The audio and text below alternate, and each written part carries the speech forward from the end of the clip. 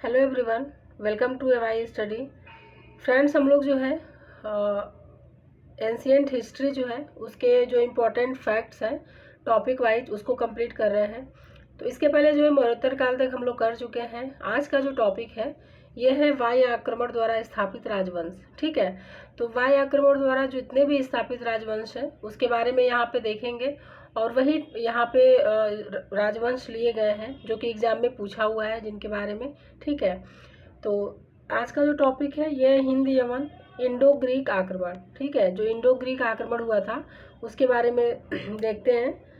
तो फ्रेंड्स, उसके पहले ये जानकारी है कि आप लोग जो है अभी जो भी पेपर आने वाले हैं, खासकर जैसे बीपीएससी टीचर का जो पेपर है ये आने वाला है और अभी पुलिस का भी पेपर होगा। तो इन सब के लिए ये जो फैक्ट दिए जा रहे हैं ना, ये बहुत ही इंपॉर्टेंट है। ठीक है, इसे आप लोग जो है रिवीजन फॉर्म में रख सकते हैं। रिवीजन करने के लिए तो बहुत ही बेस्ट है। और बाकी जो भी आगे पेपर आएंगे आर ओ पीसीएस का हो गया, इन सब के लिए तो ये इम्पोर्टेंट है ही। ठीक है, तो चलिए हम लोग जो टॉपिक है उसको करते हैं। तो यहाँ पे लिखा हुआ है कि मौर्योत्तर काल में भारत के पश्चिमोत्तर प्रदेशों पर सबसे पहले जो है किस विदेशी ने आक्रमण किया था। तो ये हिंदी यूनानी या बैक्ट्रियाई यूनानी ने किया था। ठीक है, तो कहाँ पे किया था? पश्चिमोत्तर प्रदेशों पर सबसे पहले किस विदेशी ने आक्रमण किया था? तो वो हिंदी यूनानी ने किया था मौर्योत्तर काल में। ठीक है, भारतीय यवन शासकों को किन अन्य नामों से जाना जाता था? तो हिंद यवन, इंडो ग्रीक अथवा बस्तरी यवन यानी बैक्ट्रियन ग्रीक। तो ध्यान रखिएगा, जो भारतीय यवन शासक थे इन्हें और किन नामों से जाना जाता है? तो हिंद यवन या फिर बस्तरी यवन। ठीक है, चलिए अब आगे देखते हैं। यहाँ पे जो हिंद यवन है इसे कुछ भागों में डिवाइड किया गया है। एक तो यहाँ पे हो गया डेमेट्रियस वंश और दूसरा हो गया यूक्रेटाइड्स वंश। ठीक है, तो जो डेमेट्रियस वंश है इसके बारे में देखें तो इस जो राजधानी थी इसकी ये थी शाकल, इसे ही सियालकोट बोलते थे। ठीक है, तो डेमेट्रियस वंश की राजधानी शाकल थी। और अगर यूक्रेटाइड्स वंश देखें तो इसकी जो राजधानी थी ये तक्षशिला थी। ठीक है, तक्षशिला थी। चलते हैं आगे देखते हैं। तो महत्वपूर्ण फैक्ट जो दिया गया है उसको देखते हैं। मेनांडर का एक लेख शिवकोट बजौरी घाटी की धातुगर्भ मंजूषा के ऊपर अंकित प्राप्त हुआ है। तो मेनांडर का एक लेख जो है वो शिवकोट यानी बजौरी घाटी की धातुगर्भ मंजूषा के ऊपर अंकित प्राप्त हुआ है। इससे सूचित होता है कि बजौर क्षेत्र यानी कि जो पेशावर है, बजौर क्षेत्र उसके अधिकार में था। ठीक है, तो किससे पता चलता है? शिवकोट बजौरी की धातुगर्भ मंजूषा के ऊपर अंकित जो अंकित लेख था उससे प्राप्त होता है। उत्तर प्रदेश के फतेहपुर जनपद में स्थित रेह नामक स्थान से प्राप्त लेख से निष्कर्ष निकलता है कि यह मेनांडर के अधिकार क्षेत्र में था। ठीक है, मेनांडर के अधिकार क्षेत्र में था। आगे देखते हैं आप। पेरीप्लस के अनुसार मेनांडर के सिक्के भड़ौस तक चलते थे। किसके अनुसार? तो पेरीप्लस के अनुसार मेनांडर के सिक्के भड़ौस तक चलते थे। ठीक है, अब देखते हैं आगे। अब देखते हैं जो यूनानियों की देन है, प्रमुख देन क्या क्या है यूनानियों की। पहला है कि राजत्व का दैवीय सिद्धांत। दूसरा है गंधार शैली का विकास, गंधार कला जो थी, गंधार कला शैली का विकास, ये जो यूनानियों की देन है। सांचों से सिक्कों का निर्माण, ये भी यूनानियों की देन है। ज्योतिष के क्षेत्र में भी भारत ने यूनान से प्रेरणा ली। भारत में नवीन शैली हेलेनिस्टिक कला का विकास। ठीक है, तो जो हेलेनिस्टिक कला का विकास है ये भी जो है यूनानियों की देन थी। ठीक है, ये भारत में नवीन शैली विकसित हुई थी, हेलेनिस्टिक कला। तो ये सब जितने भी यहाँ पे दिए गए हैं ये सब जो है यूनानियों की देन है। ठीक है, अब आगे देखते हैं। अब जो है हम लोग शक वंश के बारे में देखते हैं। ठीक है, शक वंश जो है उसके बारे में देखते हैं। तो जो पहलव थे, पहलव मूलतः कहाँ के निवासी थे? तो ये पार्थिया के निवासी थे, पार्थिया के। पश्चिमोत्तर भारत में शकों के पश्चात किस राजवंश ने अपना शासन स्थापित किया था? तो पहलव ने किया था। किसने किया था? पहलवों ने किया था। भारत में पार्थियन साम्राज्य का वास्तविक संस्थापक कौन था? तो ये था मिथ्रेडेट्स प्रथम। मिथ्रेडेट्स प्रथम था 171 से लेकर 130 ईसा पूर्व तक। इसने जो है भारत में पार्थियन साम्राज्य का संस्थापक था। ठीक है, भारत पर आक्रमण करने वाले पार्थियन सरदार मूलतः कहाँ के निवासी थे? तो ये सिस्तान तथा आरकोसिया के निवासी थे, सिस्तान तथा आरकोसिया के निवासी थे। आगे देखते हैं आप। अब यहाँ पे भी कुछ महत्वपूर्ण फैक्ट आ गया है, तो उसके बारे में भी देख लेते हैं। ठीक है, तो गोंडो फर्नीज के शासनकाल में ही पेशावर से तख्ते बही अभिलेख, क्या नाम है इसका, तख्ते बही अभिलेख प्राप्त हुआ था, जिसमें गोंडो फर्नीज को गुद्दुवहर कहा गया है तथा फारसी में उसका नाम विंदफर्ड है, जिसका अर्थ है यश विजयी। ठीक है, तो ये जानकारी थी यहाँ। गोंडो फर्नीज के शासनकाल में ही ईसाई धर्म प्रचारक सेंट टॉमस भारत आया था। तो अगर पूछे कि किसके समय में ईसाई धर्म प्रचारक सेंट टॉमस भारत आया था, तो गोंडो फर्नीज के शासनकाल में आया था। पार्थियन राजाओं के सिक्कों पर धर्मीय यानी कि धार्मिक उपाधि उत्कीर्ण मिलती है। ठीक है, किसके, पार्थियन राजाओं के सिक्कों पर धर्मीय यानी कि धार्मिक उपाधि उत्कीर्ण मिलती है। ठीक है, आगे देखते हैं। भारतीय संस्कृति से प्रभावित होकर पार्थियनों ने बौद्ध धर्म को ग्रहण कर लिया था। ठीक है, तो किसको ग्रहण किया था, बौद्ध धर्म को ग्रहण किया था पार्थियनों ने। पहलव साम्राज्य का अंत जो है वो कुषाणों के द्वारा किया गया था। किसके द्वारा किया गया था, तो पहलव साम्राज्य का जो अंत है वो कुषाणों के द्वारा किया गया था। ठीक है, आगे देखते हैं। यहाँ पे शक एवं पहलव के संदर्भ में कुछ लेख हैं, उसको देखते हैं। राजवुल का मथुरा सिंह शीर्ष स्तंभ लेख, सुडाश का मथुरा दानपत्र लेख, ये जो यहाँ पे दिए गए हैं लेख जो है ये शक एवं पहलव के संदर्भ में है। ठीक है, दोनों के संदर्भ में। नैपानकालीन नासिक के गुहा लेख, नैपानकालीन जुन्नार का गुहा लेख, उषावदात के नासिक गुहा लेख, रुद्रदामन का अंधौ यानी कच्छ की खाड़ी का लेख। ठीक है, रुद्रदामन का गिरनार जूनागढ़ का लेख जो है ये भी शक एवं पल्लव से संदर्भित है। ठीक है, ये कई बार पूछा हुआ है एग्जाम में, रुद्रदामन का गिरनार जो लेख है। नेक्स्ट है कि गोंडो फर्नीज का तख्ते बाही यानी पेशावर के यूसुफजाई क्षेत्र में स्थित है, तो इसका लेख। ठीक है, तख्ते बाही का लेख गोंडो फर्नीज का। ये सब जो है शक और पहलव से संदर्भित लेख थे। अब आगे देखते हैं। यहाँ पे जो है महत्वपूर्ण तथ्य दिए गए हैं। तो एक तरफ ये चीनी लेखक हैं पानकू, इनकी द्वारा जो रचना है पानकू कृत शिएन हानसू से यूचियों के 5 प्रदेश के संदर्भ में जानकारी है। ठीक है, ह्यूमी जो है यह संभवतः पामीर के पठार तथा हिंदू कुश के बीच बसा हुआ वाकहान प्रदेश था। ठीक है, ह्यूमी। शुआंगमी जो है ये वाकहान तथा हिंदू कुश के दक्षिण में स्थित चित्राल प्रदेश था। आगे देखते हैं। अब यह है कि कई शुआंग यानी कि कुषाण, यह जो है चित्राल तथा पंजशीर के बीच बसा हुआ था। ठीक है, ये जो है कुषाण जो है ये चित्राल तथा पंजशीर के बीच बसा हुआ था। हितून यानी कि हितहून, यह चित्राल तथा पंजवीर के बीच बसा हुआ था। काओफू जो है इससे तात्पर्य जो अगर देखें तो काबुल प्रदेश से है। ठीक है, तो ये थी कुछ यहाँ पे बातें। आगे देखते हैं। अब हम लोग कनिष्क के बारे में देखते हैं। एक महान राजा था कनिष्क। ठीक है, इसके बारे में देखते हैं कि विमकटफिसेस के पश्चात कुषाण शासन की बागडोर किसके हाथ में आई थी, तो कनिष्क के हाथ में आई थी। कनिष्क का राज्यारोहण कब हुआ था, तो 78 ईस्वी में हुआ था। ठीक है, और कनिष्क ने उसी समय अपने राज्यारोहण के समय से ही शक संवत का प्रारंभ कब किया था, तो 78 ईस्वी में। ठीक है, इसके राज्यारोहण के समय में ही शक संवत का प्रारंभ किया गया था कनिष्क के द्वारा। आगे है कि कनिष्क ने सारनाथ बौद्ध प्रतिमा की अभिलेखीय तिथि क्या है, तो 81 ईस्वी है। कनिष्क के सारनाथ बौद्ध प्रतिमा की अभिलेखीय तिथि अगर देखें तो 81 ईस्वी है। ठीक है, अब यहाँ पे कुछ महत्वपूर्ण फैक्ट है उसको देख लेते हैं। तो अफगानिस्तान के रवाता नामक स्थान से कनिष्क का एक लेख मिला है जिसमें उसकी वंशावली दी गई है। लेख में कनिष्क की उपाधि देवपुत्र मिलता है तथा उसे विमकटफिसेस का पुत्र बतलाया गया है। ठीक है, तो ये जो लेख मिला है कहाँ से मिला है, रवाता से मिला है जो कि अफगानिस्तान में है। इस अभिलेख में उसे साकेत कौशाम्बी पाटलिपुत्र का विजेता बतलाया गया है। ठीक है, साकेत कौशाम्बी और पाटलिपुत्र का विजेता बतलाया गया है। आगे देखते हैं कनिष्क की जो विजय हैं, कनिष्क ने जो युद्ध किए थे और उसमें विजयी हुआ था।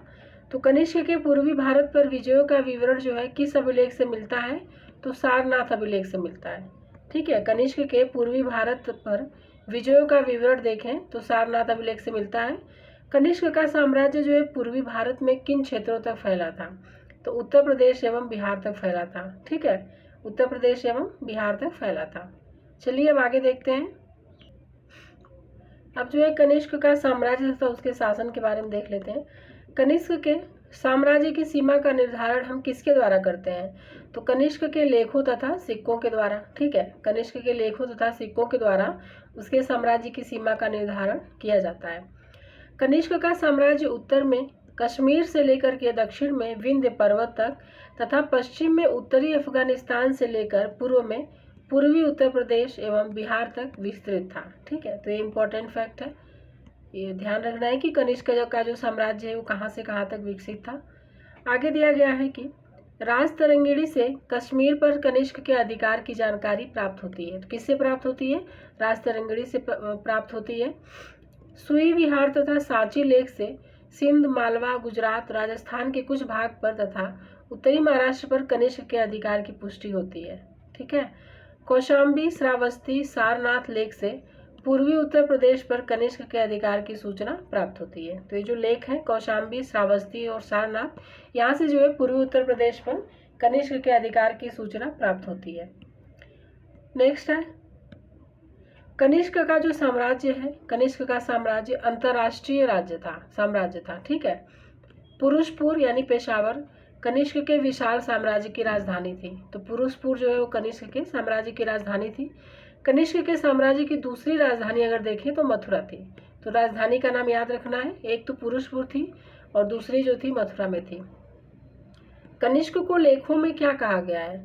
तो कनिष्क को जो है लेखों में महाराजा धीराज देवपुत्र कहा गया है। ठीक है, महाराज राजा धीराज पुत्र।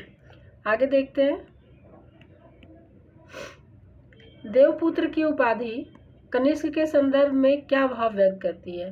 तो दैवी उत्पत्ति में विश्वास। ठीक है, ये भाव दिखाता है। कुषाण शासक देवपुत्र के अतिरिक्त और कौन सी उपाधि धारण करते थे?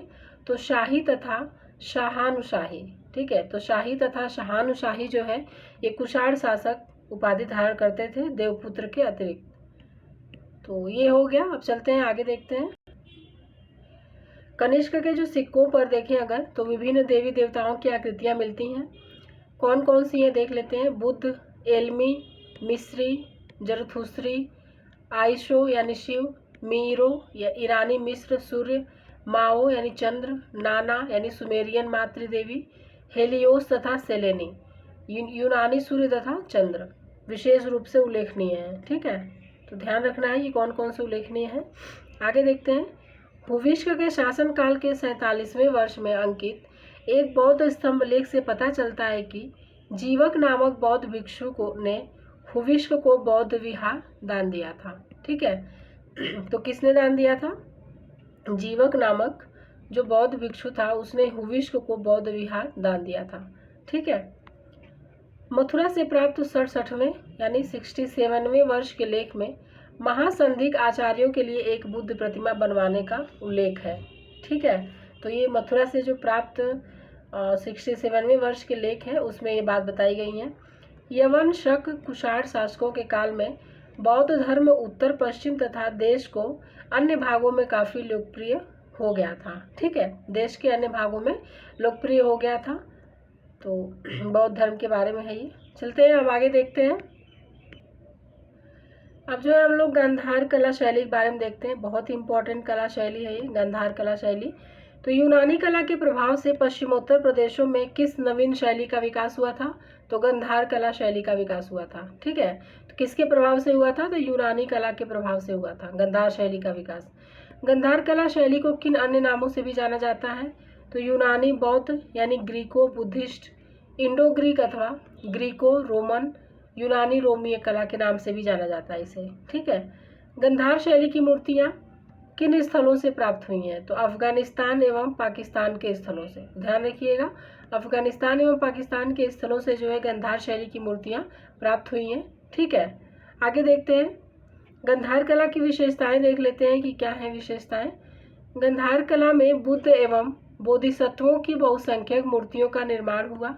ठीक है, गांधार कला में मूर्तियां काले स्लेटी पाषाण, चूने तथा पकी मिट्टी से बनी है। ये मूर्तियां ध्यान, पद्मासन, धर्मचक्र प्रवर्तन, वरद एवं अभय आदि मुद्राओं में बैठी हुई हैं। ठीक है, तो ये हो गया। अब आगे देखते हैं। गंधार कला में बुद्ध एवं बोधिसत्व की मूर्तियों के अतिरिक्त कुछ अन्य देवी मूर्तियां भी मिलती हैं, जैसे हारिती, रोमा अथवा एथिना देवी की मूर्ति। अग्रवाल महोदय ने रोमा देवी की मूर्ति को गंधार कला की सर्वोत्तम मूर्तियों में स्थान दिया है। किसने दिया है? अग्रवाल महोदय ने। ठीक है, चलिए अब आगे देखते हैं। यहाँ पे भी जो है कुछ इम्पोर्टेंट फैक्ट है। कुषाण शासक कनिष्क एक महान निर्माता था। उसने अनेक स्तूपों तथा विहारों का निर्माण करवाया था। कनिष्क ने पेशावर यानी कि पुरुषपुर में विशाल स्तूप का निर्माण करवाया था, जिसका विवरण फायान तथा वेनसांग दोनों ने किया था। ठीक है, तो ध्यान रखना है कि इसका विवरण किसने दिया था, तो फायान तथा वेनसांग दोनों ने बताया था ये बात। आगे है, पेशावर स्थित शाहजी की ढेरी के उत्खनन में कनिष्क निर्मित चैत्य के अवशेष प्राप्त हुए हैं। ठीक है, कुषाण काल में बल्ख तथा खोतान तक अनेक स्तूप निर्मित करवाए गए थे। स्तूपों के अतिरिक्त कनिष्क के समय कनिष्कपुर यानी कि कश्मीर स्थित कांसोपुर तथा सिरकप यानी तक्षशिला नामक स्थान पर नए नगरों का निर्माण करवाया गया था। ठीक है, आगे देखते हैं। गंधार कला में यथार्थवादी चित्रण पर विशेष ध्यान दिया गया है। किस पर? यथार्थवादी चित्रण पर। गंधार कला में बौद्धिकता एवं शारीरिक सौंदर्य की ही प्रधानता दिखाई गई है। तो ये ध्यान रखना है, बौद्धिकता एवं शारीरिक सौंदर्य की ही प्रधानता दिखाई गई है। कहाँ पे? गंधार कला में। ठीक है, चलिए अब आगे देखते हैं। भारत के बाहर गंधार कला का व्यापक प्रभाव रहा है। इसने तुर्किस्तान, मंगोलिया, चीन, कोरिया तथा जापान में बौद्ध कला को जन्म दिया। ठीक है, तो गंधार कला जो है काफ़ी फेमस हुई थी भारत के बाहर भी। अब देखते हैं मथुरा कला शैली। गंधार कला तो हो गया, अब मथुरा कला शैली देखते हैं। तो किन कुषाण शासकों के काल में मथुरा कला का सर्वोत्कृष्ट विकास हुआ था? तो कनिष्क, हुविष्क तथा वासुदेव के काल में। ठीक है, तो ये तीनों नाम ध्यान रखना है। इन तीनों के काल में मथुरा कला शैली का जो है सर्वोत्कृष्ट विकास हुआ था। मथुरा कला शैली की विषय वस्तु क्या थी? तो भारतीय विषय वस्तु थी। ठीक है, भारतीय विषय वस्तु थी। आगे देखते हैं, महत्वपूर्ण तथ्य जो है कुछ यहाँ पे दिए गए हैं उसके बारे में। तो ईसा पूर्व पहली शताब्दी में ही मथुरा में संकर्षण, वासुदेव तथा पंचवीरों, इसमें कौन कौन आते हैं? बलराम, कृष्ण, प्रद्युम्न, अनिरुद्ध तथा सांब की प्रतिमाओं के साथ ही साथ जैन तीर्थंकरों की प्रतिमाओं का भी पूर्ण विकास हो चुका था। ठीक है, आगे है कि मथुरा कला शैली का विषय आदर्शवादी था। कैसा था? आदर्शवादी था। ये ध्यान रखना है कि मथुरा कला शैली का विषय जो है यहाँ पे आदर्शवादी था। आगे देखते हैं।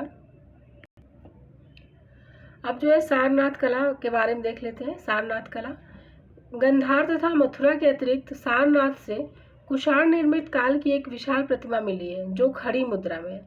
तो ये ध्यान रखना है कि ये जो प्रतिमा मिली है ये कौन से कला से मिली है? तो सारनाथ कला से मिली है। ठीक है, कुषाण निर्मित काल की एक विशाल प्रतिमा मिली है, गंधार तथा मथुरा से भी मिली है। ठीक है, धमेक स्तूप की नींव जो है अशोक के समय पड़ी थी।